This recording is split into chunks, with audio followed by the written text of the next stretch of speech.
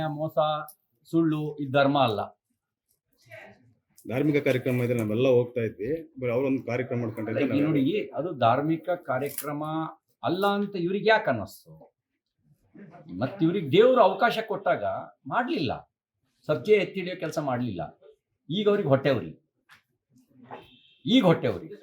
ಈಗ ಅವರೇ ಮಾಡಿಬಿಟ್ಟಿದ್ರೆ ಇತಿಹಾಸದೊಳಗೆ ಅಜರಾಮರವಾಗಿ ಅವ್ರ ಹೆಸರು ಉಳ್ಕೊಳ್ತಿತ್ತು. ಈಗ ಅಂಬೇಡ್ಕರ್ ಅವರ ಪಂಚಧಾಮಗಳಿಂದ ಅವರೇ ಅಭಿವೃದ್ಧಿ ಪಡಿಸಿದ್ರೆ, ದೆಹಲಿನಲ್ಲಿ ಅವರೊಂದು ಅಂಬೇಡ್ಕರ್ ಅವರಿಗೆ ಒಂದು 50 ಎಕರೆ ಜಾಗ ಕೊಟ್ಟು ಅಂತ್ಯ ಸಂಸ್ಕಾರಕ್ಕೆ ಜಾಗ ಕೊಟ್ಟಿದ್ರೆ, ಅಂಬೇಡ್ಕರ್ ಅವರಿಗೆ ಅಪಮಾನ ಮಾಡಿದ್ರು ಅಂತ ಹೇಳಿಸ್ಕೊಳ್ಳೋ ಪ್ರಶ್ನೆನೇ ಬರ್ತಿರ್ಲಿಲ್ಲ. ರಾಮ ಮಂದಿರ ನಿರ್ಮಾಣಕ್ಕಿದ್ದ ಅಡೆತಡೆಯನ್ನು ಅವರೇ ನಿಂತು ಬಗೆಹರಿಸಿದ್ರೆ ನಾವು ಕರಸೇವೆ ಮಾಡಬೇಕಾದಂಥ, ಹೋರಾಟ ಮಾಡಬೇಕಾದಂಥ ಅವಶ್ಯಕತೆನೇ ಬರ್ತಿರ್ಲಿಲ್ಲ. ಕಾಶಿ ಕಾರಿಡಾರ್ ಅವರೇ ಮಾಡಿಬಿಟ್ಟು ಗಂಗಾರತಿ ಮಾಡಿದ್ರೆ ಹಿಂದೂ ಹೃದಯ ಸಾಮ್ರಾಟ ಅಂತ ಮೋದಿಯವರಿಗೆ ಕರೆಯೋ ಪ್ರಶ್ನೆನೇ ಬರ್ತಿರ್ಲಿಲ್ಲ. ಜವಾಹರ್ಲಾಲ್ ನೆಹರೂನೇ ಕರ್ಸ್ಕೊಬಿಡ್ಬೋದಿತ್ತು, ಮಾಡಲಿಲ್ವಲ್ಲ ಅವರು.